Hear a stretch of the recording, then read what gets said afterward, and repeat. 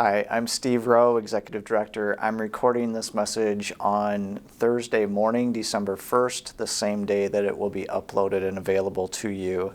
It's hard to believe that it's December already. It seems like every year, the year just goes by faster and faster. And each year as I get older, that it just seems to accelerate. And I wonder if that's the case for all of you as well. I remember almost 50 years ago being an elementary school student at the Iowa City Catholic Grade School, and the month of December just crept along. We would always have our annual Christmas pageant or show kind of in mid-December, and I think we probably started practicing for that in the beginning of November. So there's that anticipation of Christmas for weeks and weeks and weeks leading up to the pageant. And then to go from there to Christmas, it seemed like it just took absolutely forever, those next 10 days. For us now, Christmas is only 3 weeks away, and I'm sure it will just go by so quickly. So a lot to do between now and then, and we've got an awful lot going on here at Oak Knoll for you to enjoy and participate in. I'm going to talk about a few of those things. The first thing I want to tell you about is this evening, hopefully you'll see this video in time, but this evening at 7 p.m. in the Hayden Community Room, we have a Doctoral of Musical Arts student who will be doing a piano recital. Her name is Ming Hu, and she will be here performing for you. We're just so fortunate to live in a community with all of these talented people. Then next Tuesday, in the same room, the internationally famous opera singer Simon Estes will be here to talk about his life and answer questions. He will not be performing, but I'm sure it will be incredibly interesting to hear about his experiences and performing all over the world. So I've got a couple of great musical performance and a talk coming up in the next few days. You might also have noticed on the front page of the Acorns newsletter that Oak Knoll is once again a sponsor of the Mercy Hospital Foundation's Love Lights event. This is the third year in a row, and hopefully the last year, that it's a virtual event rather than being live.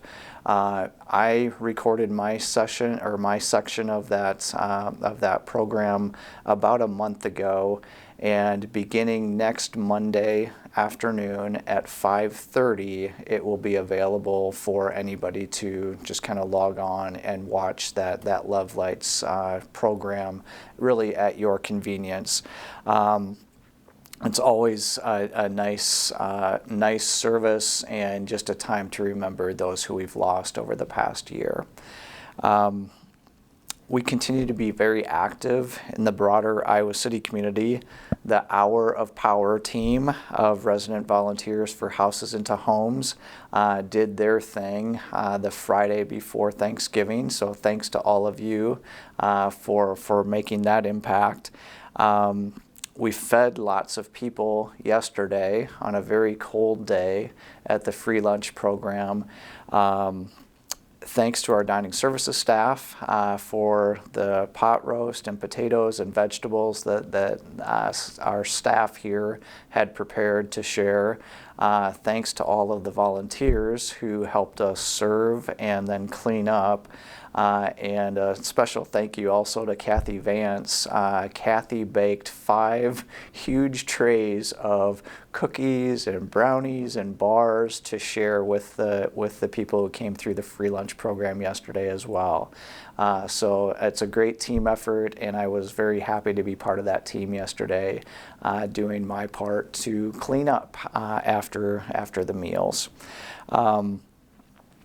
Oak Knoll is a sponsor, again, of the American Heart Association, and this Friday, tomorrow, we have the annual Go Red for Women luncheon event that we sponsor.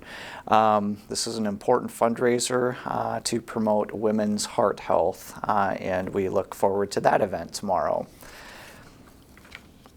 And finally, if you listen to Iowa basketball games, both men's games and women's games, and actually Iowa wrestling as well, you probably are hearing me on the radio. We also are a sponsor of Coach Lisa Bluter's weekly radio show.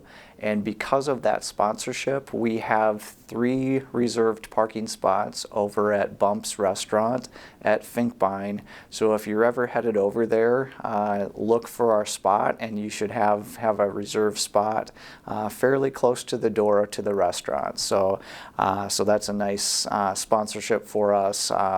We have lots and lots of residents who enjoy going to women's basketball games. I know we've got a full bus load that will be going over for the game tonight. So there really is a lot going on. For the COVID update, fortunately, I don't have much to talk about.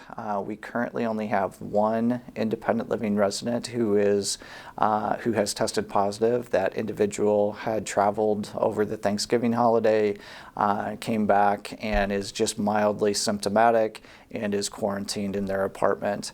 We have no employees who are out due to COVID, so that's a good thing. And the county rates continue to go down, at least the rates that are being reported, to an average of 21 new cases per day over the last week. Hospitalizations are up a little bit. There are currently 24 individuals, or 24 adults and 1 child hospitalized at the university with treatment for COVID. I also want to let you know that this week we've had the surveyors from the State Department of Inspections and Appeals in the health center. They arrived Monday morning. We are expecting that they will leave sometime later today.